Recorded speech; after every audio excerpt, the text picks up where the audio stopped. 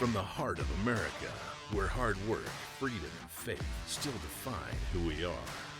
From the farms to the factories, from small towns to city streets, this is the fight for the soul of our nation.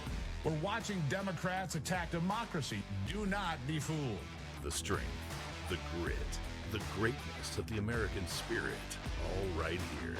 The left wanted power, not peace, but there's a resistance rising. A generation saying enough, enough. We've tried it their way, and it failed.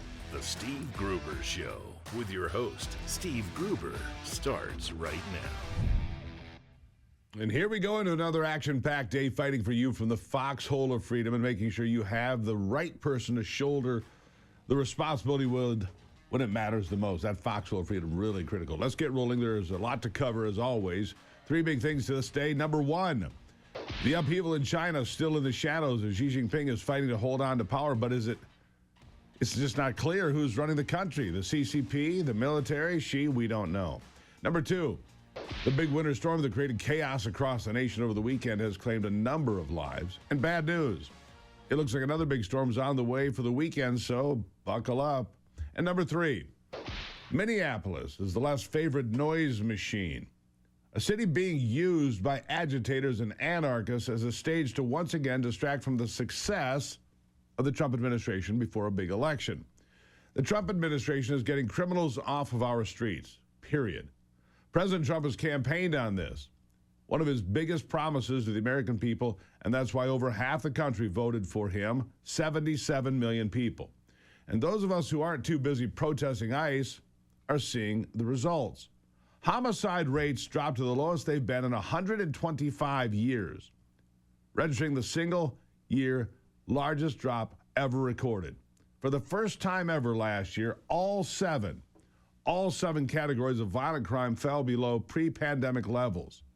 Think about that. What headline does the New York Times run? Quote, "What's behind the staggering drop in the murder rate? No one knows for sure." Well, give me a break. I do. Deporting criminals equals less crime. You don't need to be a rocket scientist to sort this one out. Apparently, you just need not to work for the broken down New York Times. But these statistics aren't dominating the headlines. They're getting drowned out on purpose by the deaths of protesters who are being used in a war against Trump. Alex Preddy being the latest, as we discussed yesterday. Press Secretary Caroline Leavitt shared the president's feelings with the press, which match my own. I don't want to see anyone, including people like Renee Good and Alex Preddy, getting killed. But the answer to this madness is not to abolish or defund ICE, as Democrats are calling for, which we'll get to. This isn't a problem created by the Trump administration or by ICE or DHS. This is a problem created by the Democrats, and they are the ones sustaining it. Governor Tim Walz has graded his state's residents into causing good trouble for ICE agents. Pushed them. And Alex Preddy's death is a result of that, a result of these sanctuary city policies and state leaders who are using their own citizens as pawns in a fight for more power and to hide the massive fraud, of course, stealing billions of dollars in taxpayer money. Let's take a look at the statistics. There are 9 counties, you might want to keep track of this. There are 9 counties that account for 2/3 of violent confrontations with ICE in America, just 9 out of over 3,000. A violent confrontation in these 9 counties was 590 times more likely than any of these other 3,134 counties. 590 times more likely. And all 9 counties are sanctuary jurisdictions run by Democrat politicians that resist immigration law enforcement. That is a fact. Minneapolis is a breeding ground for these violent confrontations. It's not organic, by the way.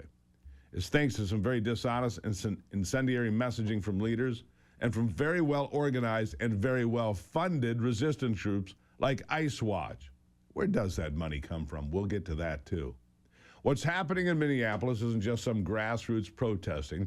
It's a funded and well-trained insurgency. Use that word. These are insurrectionists. These are anarchists. These are Antifa. These people have comms, logistics, and a lot of organization. Watch this. To you,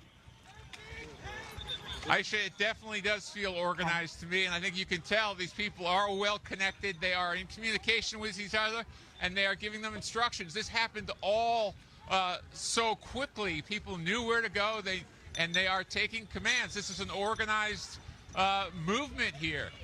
There's communication, there's food, there's notices, there's notifications. They got out here in a hurry, and they outnumber this police force probably by about 10 to 1 at this point. They've got signal groups all over the internet now, complete with vetting processes for new members and time deletions and rotations to bury evidence. Members of these chats are being given dedicated roles, chasing cars, checking license plates, logging vehicle data, and the list goes on, all to impede law enforcement from taking criminals off our streets. Cam Higbee, congratulations to him for finding all of this information. And that's what Alex Preddy was caught up in. He was part of his neighborhood's ICE watch with the express purpose of impeding law enforcement, interfering, whatever it took, which, in case you didn't know, is a crime. And it becomes an even more serious crime if you're armed while doing it. Alex Preddy was licensed to carry, good for him.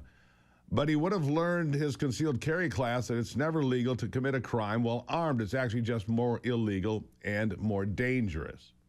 I see people on the internet trying to make a point that this is what the Second Amendment is for, fighting tyranny. But listen closely. Blocking or interfering with the enforcement of existing federal immigration laws isn't resisting tyranny. It's opposing federal laws that were enacted through the democratic process by way of the Constitution and that a president campaigned on upholding. Donald Trump explicitly ran on a platform of strictly enforcing immigration statutes, including deportations.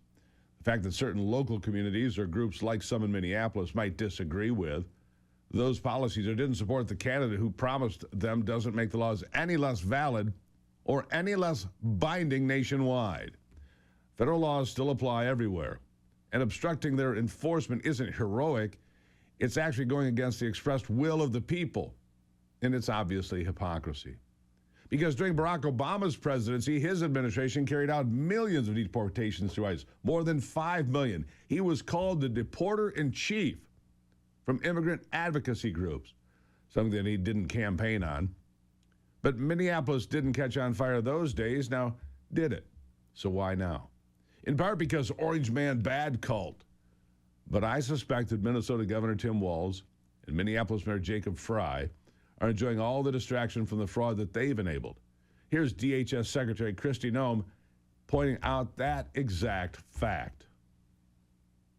These are not just agitators anymore, they're violent protests. In fact, the state and the city of Minneapolis abandoned this area in downtown Minneapolis because they couldn't control the situation by the amount of people that have come in just trying to disrupt and impede law enforcement operations. And, you know, frankly, this didn't turn violent until we uncovered the fraud in Minneapolis.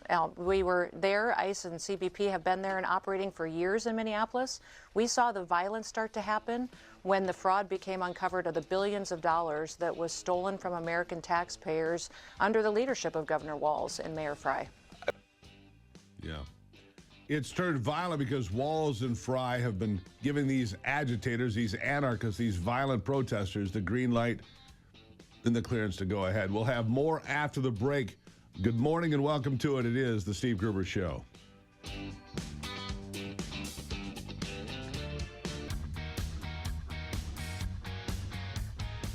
Here's something Vice President J.D. Vance wrote on X. That, quote, a couple of off-duty ICE and CBP officers were going to dinner in Minneapolis. They were doxxed, their location revealed, and the restaurant was then mobbed.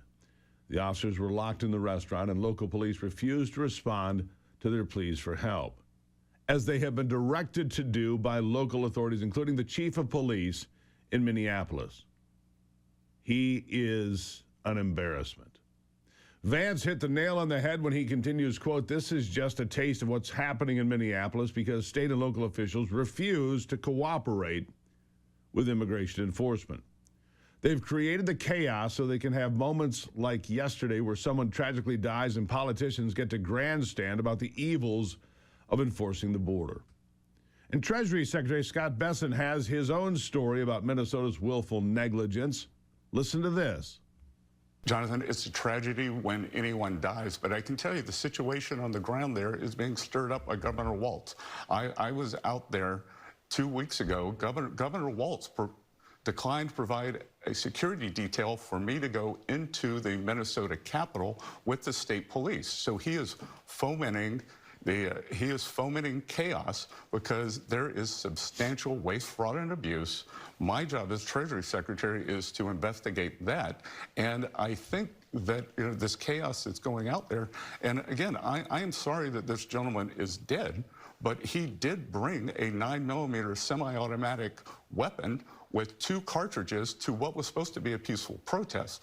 I think that there are a lot of paid agitators who are ginning things up, and the governor has not done a good job at tamping this down. Not at all. Tim Walz, worst governor in America. Like I said, this isn't a problem created by ICE or the Trump administration, because ICE is operating all over the country, not just in Minneapolis. People want to point fingers at the ICE agents, but we're not seeing altercations like this in red states or even in blue states. Deputy Attorney General Todd Blanche points that out here. I'm very confused about why the conversation is about what you're talking about instead of focusing on what really matters, which is why in one city, in one place do we have these problems. We deport 10 times the number of illegal aliens out of Texas than we do out of Minneapolis. Why do we hear nothing out of Texas about any of the same problems that we have in Minneapolis? I'll tell you why.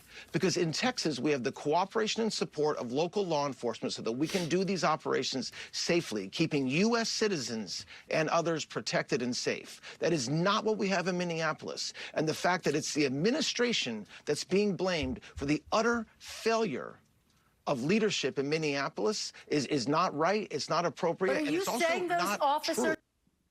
It is literally in everyone's interests, except the criminals, of course, for all politicians, Democrats, Republicans, independents alike, to condemn what's happening in Minneapolis, to be honest about the good work that ICE and DHS do now and have for years. But instead, Democrats are committing to a very familiar talking point, and that is defund the police, defund law enforcement. It was the worst idea ever, but they just can't seem to get away from it. Listen again. My last question, will it be worth it if Senate Democrats vote down the funding of ICE and therefore create a partial government shutdown as soon as the end of this week? Yes. The House Democrats, we overwhelmingly voted for that. Last week, the Senate Democrats should absolutely follow us because we need to make a powerful nationwide statement that the current situation is intolerable. Well, I'm not giving ICE or Border Patrol another dime, given how these agencies are operating. And I think that we should not be giving a dime more to ICE or CBP unless we have significant guardrails and accountability. So my view is there has to be dramatic change. I don't foresee this administration doing that at this moment. So I'm saying I won't provide any funding. Yeah, that's right. After causing the longest government shutdown in U.S. history just a few weeks ago, Democrats are willing to do it again and grandstand against funding law enforcement, specifically ICE and Customs and Border Patrol. Democrats had previously tried to distance themselves from the defund the police narrative because they know it's deeply unpopular with millions of Americans. But with Minneapolis dominating the airwaves, Democrats are now, well, they're showing their true colors, backing defund ICE. It's the same thing all over again, and it's just as ridiculous now as it was then. They're going to trigger another government shutdown over something that harms the American people. And it's going to be the same song and dance because Trump is not going to back down on this either. If Trump were to hit the brakes on ICE operations in Minneapolis, the left would treat it as a massive win. And it wouldn't stop there. It would spread. It would send a message nationwide that immigration enforcement can be bullied into submission. Once they see that protests and chaos can shut down ICE in one city, they'll try it everywhere. At that point, it's not the law or voters calling the shots. It's the mob rules. The mob deciding what rules matter and which elections they're going to ignore. And this is a mob I won't be listening to. I won't be taking a lesson on empathy and morality from a group of people who cheered when my friend Charlie Kirk took a shot to the neck in front of thousands of people and was executed in public. And neither should you. What if those who were once called conspiracy theorists turn out to be right again? A new study by Korean doctors claimed that COVID vaccines raise the risk of 6 cancers, including lung, breast, and prostate. Researchers analyzed health records for more than 8.4 million adults between 2021 and 2023, and their findings were published in Biomarker Research, a respected scientific journal. Critics dismiss it, of course, but the data raises concern that spike protein exposure may be tied to long-term health risks. Dr. Peter McCullough has been aware of this since 2020, which is why he collaborated with a wellness company to create the ultimate spike detox, designed to help your body clear spike proteins, reduce inflammation, and support heart health. With natural ingredients like nattokinase, dandelion root, and bromelain, it is your daily proactive defense from a man-made virus. Don't wait until symptoms strike or something unexpected happens. Experience the only formula approved and used by Dr. McCullough, one of the top doctors who risked it all. Just go to twc.health/Gruber. Use the promo code Gruber. You're going to get 10% off and free shipping. We use that every day here. We use that product every day. twc.health/Gruber. Promo code Gruber gets you 10% off and free shipping today. Do not wait. I'll be right back.